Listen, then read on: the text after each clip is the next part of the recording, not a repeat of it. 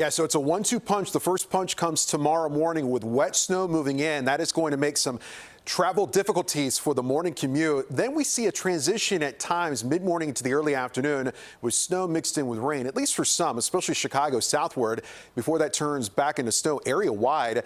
And the second punch looks to be the most impactful, and that's Friday evening, Friday night into Saturday morning. That's when we could have dangerous travel conditions due to blowing and drifting snow and near blizzard conditions, at least for some. So how much snow are we talking here? We're talking about the heaviest activity along and north of I-80 and just out here towards the west of Lake Michigan. Lake Michigan water temperature still in the mid to upper 30s, so we'll look for potentially some lighter snowfall amounts right along the lakeshore, including the Loop. But you don't have to go far to see 6+ inches of snowfall in the western suburbs and the northwestern suburbs out around Crystal Lake, Algonquin, McHenry, DeKalb, even portions of Lake County could see upwards of 8 to 10 inches of snowfall. Lighter snowfall amounts down here around Kankakee and across northwest Indiana, but you'll still have snow on the ground. So the worst impacts when it comes to travel as we head towards tomorrow morning, but especially tomorrow night, are counties highlighted in pink. That's where winter storm warning will go into effect tonight and last until midday on Saturday. That includes all of Cook County and the city of Chicago. So if you need to get stuff done outside, do it tonight as we have temperatures in the 20s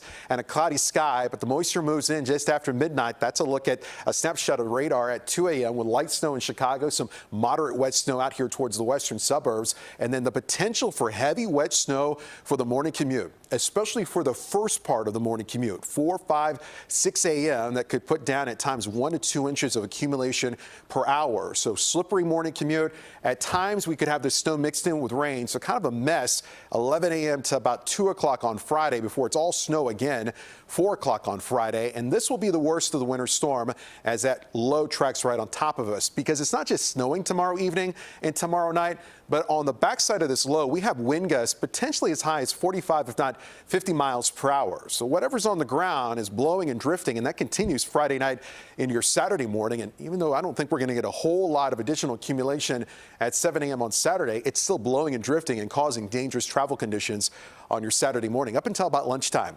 And then here comes the cold. We're going to look for single-digit wind chills on Saturday afternoon. Saturday night into Sunday morning, we'll have wind chills potentially as cold as 30 below zero out in Ottawa. Maybe as cold as 20 below zero here in Chicago. Gets even colder Monday morning, 25 to 30 below zero wind chills.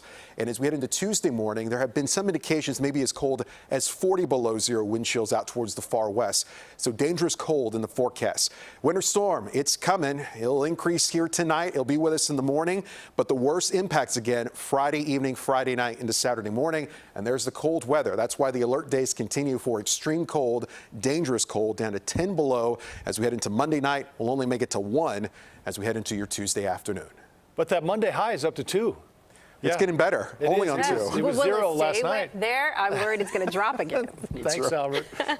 We're going on early tomorrow morning to make sure you have critical information to stay safe during the winter storm. Laura and Ed will be tracking the very latest from the First Alert Weather Center overnight, so be sure to join them and the CBS 2 morning team for live coverage of conditions beginning at 4 a.m.